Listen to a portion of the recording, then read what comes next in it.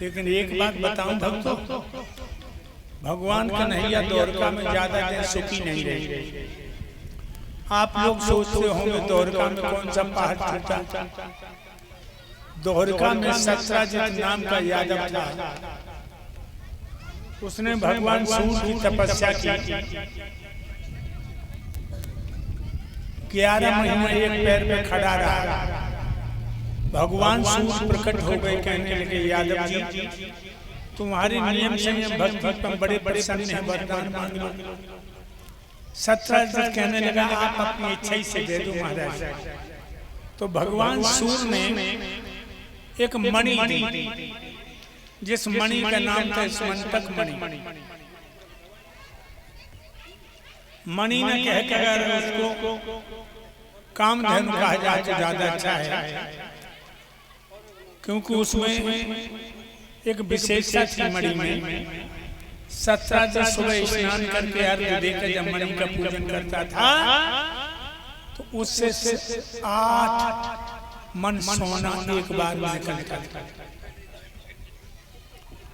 बड़ा ठाट बात था, 8 मन सोना एक बार। वैसे द्वारका क्या ही आपस में बातें तो करें कि भैया हम तुम दिनों रात मेहनत करते करते परेशान हैं, रोटी खट्टी कर ले तो दाल नहीं, दाल खट्टी कर ले रोटी नहीं।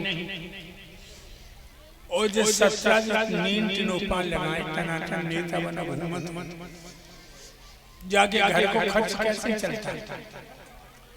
एक ही कांड को हमें तुझे लग रही, दिन में नेता और रात में डकैती डालता।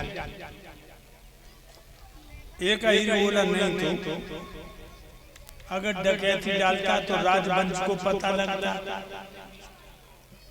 एक यादव कहने लगा और तो मैं कुछ नहीं जानता, सत्राजित की और परसों हमारी औरत से मिलने आई तो इतना सोने का जेवर द्वारका का हुआ ही और के पास आया।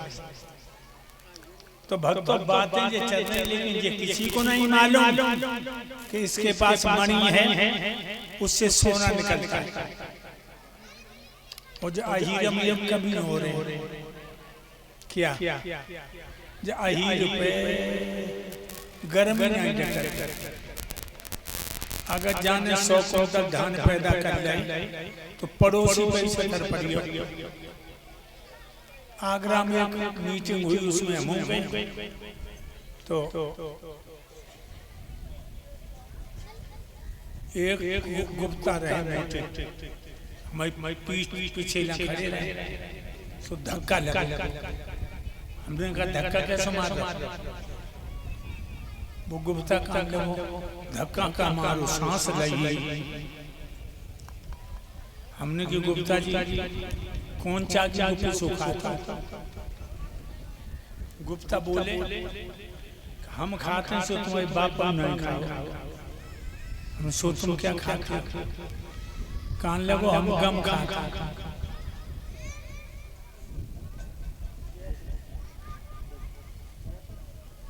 हम गम खाते और जो ही न गम खाए न कम खाए। इसने सोचा जब मणि को प्रभाव भगवान कन्हैया को दिखाऊंगा, उनके पास कौन मणि है और हमारे पास स्मंतक मणि। मणि गले में डाल के भगवान के दरबार में आया तो मणि में इतनी चमक थी कि जितने सभा में यादव बैठे थे सबकी आंखें में झपका लगा। एक ही बोलो कन्हैया, कन्हैया जब मर जाती जरूर है जैसे शोभा नहीं। दूसरों यादव कान लगो कौआ की चोंच में अंगूर है। तीसरों यादव कान लगो हे कन्हैया जब मणि तो तुम्हारे लायक है, राजा के सामने रैयत प्रभुता का ताना दे रही है तो बात अच्छी नहीं।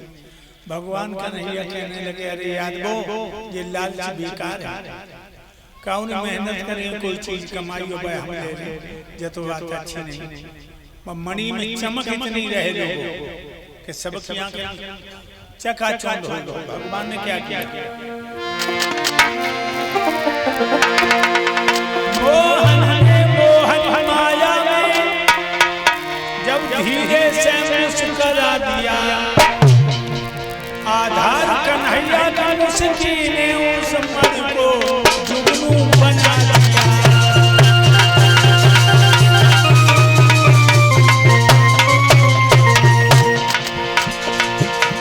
आधार कन्हैया की मुस्की ने उस मन को जुगनू बना दिया।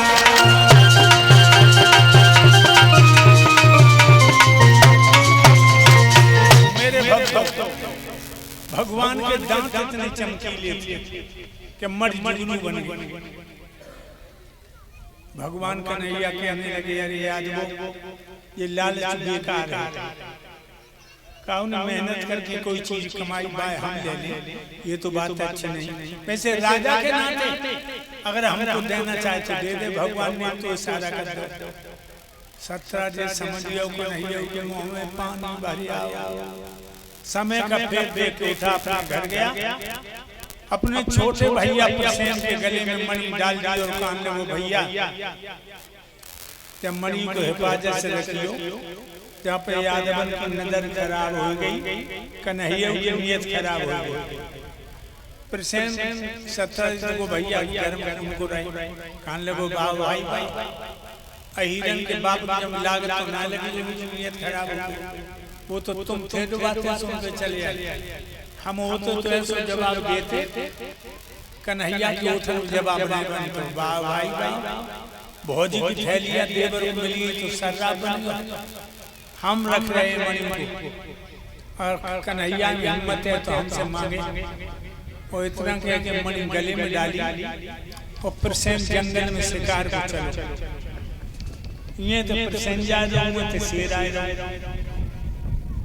प्रसेन ने शेर पे तलवार चलाई और शेर ने तलवार बचा के बाकी खोपड़ी पकड़ी और जमीन में पटक दो। पेट फाड़ के कलेजो खाए।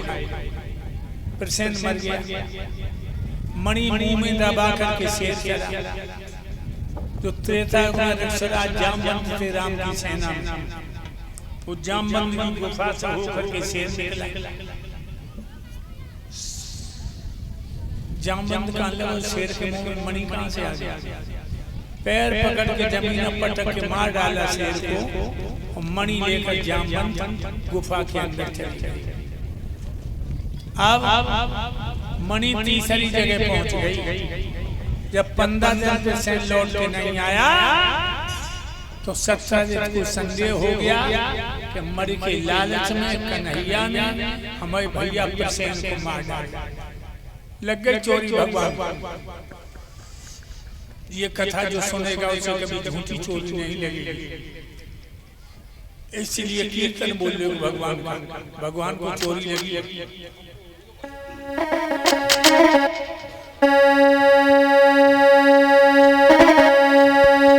सभी